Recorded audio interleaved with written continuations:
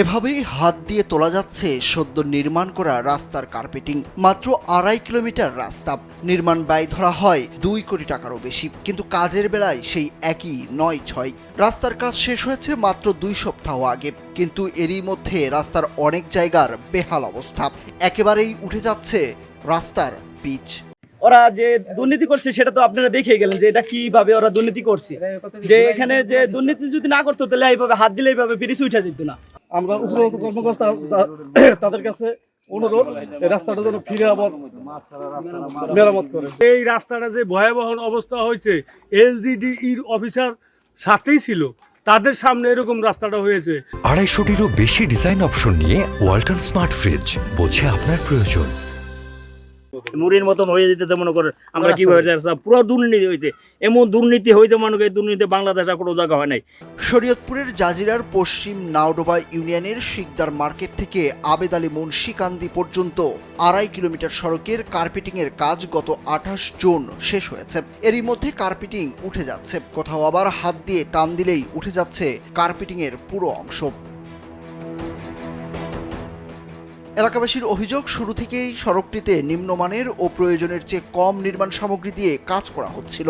এলাকাবাসী বাধা দিলে তা উপেক্ষা করে ঠিকাদার কাজ অব্যাহত রাখেন। ঊর্ধ্বতন কর্তৃপক্ষকে জানিয়েও কোনো লাভ হয়নি। আমরা এই রাস্তাটা হয়তো যে কোনো বিনিময়ে পেয়েছি। আমাদের কন্ট্রাক্টর যারা হোক, যারা রাস্তাটা করেছে এইভাবে দুর্নীতি করেছে যা বাংলাদেশের কোথাও এরকম আমি দেখি নাই। আমি হতবাক, আমি এটার জন্য সংশ্লিষ্ট ঊর্ধ্বতন কর্তৃপক্ষের দৃষ্টি আকর্ষণ করছি, এবং যাতে করে আবার এই রাস্তাটা পুনরায় রিপেয়ারিং করা হয়। এরকম করছে, এই দুর্নীতি করে কাজ করে গেছে এরা। এর আগে যে কাজ করছে ইটা দিছিল, এইটাগুলি দিছিল বাইরে থেকে কত ইটা গুড়া ইটা আইনে ওইগুলি দিয়ে রাস্তা করছে। ২০২২-২৩ অর্থ বছরে রাস্তাটি সংস্কারের উদ্যোগ নেয় এলজিইডি। মাত্র ২.৫ কিলোমিটার সড়ক সংস্কারে ব্যয় ধরা হয় ২,১০,১৫,৩৬১ টাকা। কাজটি বাস্তবায়নের দায়িত্ব পায় ঠিকাদারি প্রতিষ্ঠান মেসার্স মোস্তফা অ্যান্ড সন্স। ২০২৩ সালের ২০ ফেব্রুয়ারি কাজটি শুরু হয়ে সম্পন্ন হওয়ার কথা ছিল চলতি বছরের ১৯ ফেব্রুয়ারি, কিন্তু সেই কাজ শেষ হয় গত ২৮ জুন। এদিকে এরই মধ্যে ১,৪৫,৩৮,০২৮ টাকা তুলেও নিয়েছেন ঠিকাদারি প্রতিষ্ঠানটি। স্থানীয় ইউপি সদস্য জুলফিকার আলী জানান, কয়েকদিন আগে এই রাস্তার কার্পেটিং শেষ হয়েছে।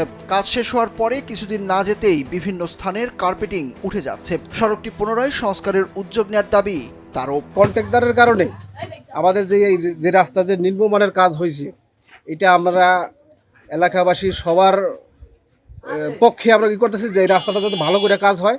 সড়কের কাজে নিয়োজিত ঠিকাদারি প্রতিষ্ঠানের প্রতিনিধি আবু ব্যাপারীর দাবি, কাজের সময় বৃষ্টি ছিল, তাই বিটুমিন মেলেনি। ১০ দিন হয়েছে সড়কটির কার্পেটিং সহ সব কাজ শেষ হয়েছে। এখন কোনো সমস্যা হলে তা ঠিক করে দেওয়া হবে বলেও জানান তিনি। বিটুমিনের কাজ শেষ, মানে কাজটা হইলো ওই যে তাড়াহুড়া করে, ওই যে বৃষ্টি ছিল, বৃষ্টির ভিতরে করছি তো ওই যে প্যাক করে কাজ করে নাই, একটু বেডটা ভিজা ভিজা ছিল, এই হলো কারণ। আর ওই যে দুই জায়গা দিয়ে দুটো গাছটা ছিল, ওই আমার ওরে সাইডে মালও আছে, সমস্যা নেই, বিটুমিনও আছে, ওই খালি ওয়েদারটা ঠিক হইলে এটা করে হলেন। আর উপজেলা প্রকৌশলী মোহাম্মদ ইমন মোল্লার কাছে জানতে চাইলে তিনি কাজে গাফিলতির বিষয়টি এড়িয়ে যান। দাবি করেন এখনও রাস্তার কাজ শেষ হয়নি। তাছাড়া যেসব জায়গায় কার্পেটিং উঠে গেছে তা ঠিক করে দেবে ঠিকাদার।